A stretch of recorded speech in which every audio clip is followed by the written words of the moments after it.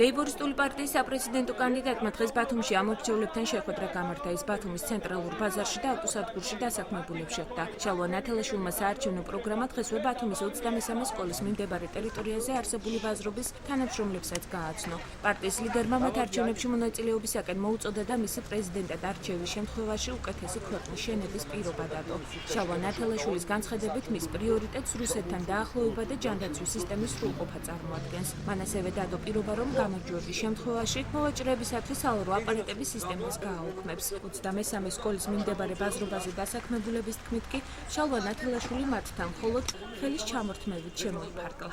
გამოიარდა ჩამოგვართვა ხელი, როგორ ბრძანდებითო, კარგ მომავალს გისურვებთო, კარგ თავრობა დამდგარიყოს და კარგად ასე მეტი არაფერი არ ვსკი. საარჩევნო პროგრამა არ გაგაცნო? საარჩევნო პროგრამა არა, ახლა ქუჩაში ხარ გაგიხსნიდა.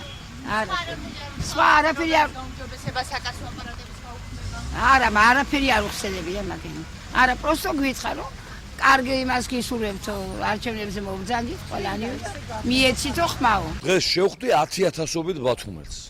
არა ოფიციალურად დარბაზში, არა სპეციალურად მოყვანილი დამკვირვებლებისა და მედროშეების თანხლებით, არამედ პირდაპირ სამუშაო ადგილზე, ბაზრებში, მაღაზიებში, ქუჩებში და აღუქვი, რომ არასოდეს ჩემს ხარდაჭერას ისინი არ ინანებენ და ჩვენ ერთად შევქმნით ერთიან აყვავებულ გამთლიანებულ საქართველოს. ჩემი პრიორიტეტებია რუსეთთან უვიზო რეჟიმი, უცხოელებზე მიწის გაყიდვის აკრძალვა, ჯანმრთელობის დაცვა, ოპერაციების ჩათვლით უფასო და განათლება უმაღლესი ჩათვლით უფასო.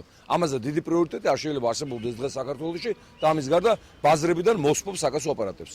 ვიცნობ ბატონ შალვანა და ყველაფერს ლაპარაკობს რეალურს და სამართლია და მომწონს. მე ხმას ახლა იქ ჩემი საიდუმლო არ ვის, მაგას ვერ ვიტყვი, მაგრამ უბრალოდ ლაპარაკობს სიმართლეს და აი ამაზე მომწონს.